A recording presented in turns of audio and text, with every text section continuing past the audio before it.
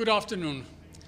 Today, the Security Council convenes under the agenda item Maintenance of Peace and Security of Ukraine, an urgent meeting to discuss the latest developments in Ukraine following the most recent strikes on civilians by Russian forces in Kremenchuk.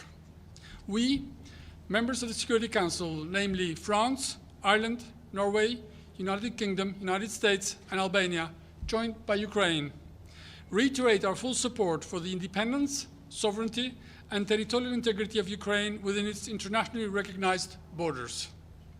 We strongly condemn the intensification of Russian missile strikes on the territory of Ukraine, targeting residential areas and civilian infrastructure over the period of 25 to 27 June 2022. We condemn in the strongest terms the killing of civilians as a result of these missile attacks, in particular the attack that hit a crowded shopping center in Kremenchuk, Poltava region of Ukraine. This strike was a blatant attack on civilian infrastructure and civilian population. We expressed our deep sympathy and our condolences to the families of the victims and stand in solidarity with the Ukrainian people.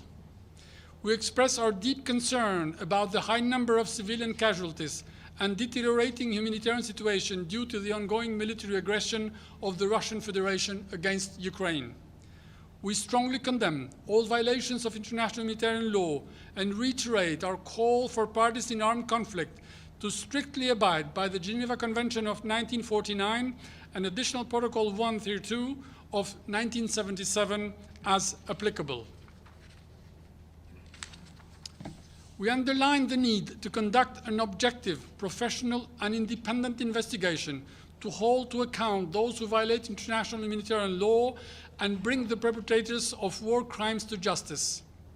In this respect, we fully support the ongoing investigation of the ICC, the Office of the Prosecutor General of Ukraine, and other international investigations.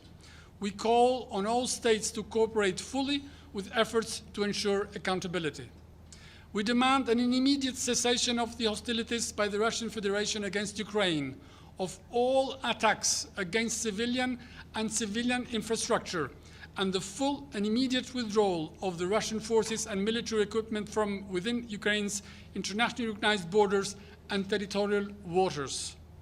We recall the obligation of all member states under the Charter of the United Nations and international law to settle their international disputes by peaceful means. I thank you. Ambassador, are you saying that you believe they're intentionally targeting civilians now?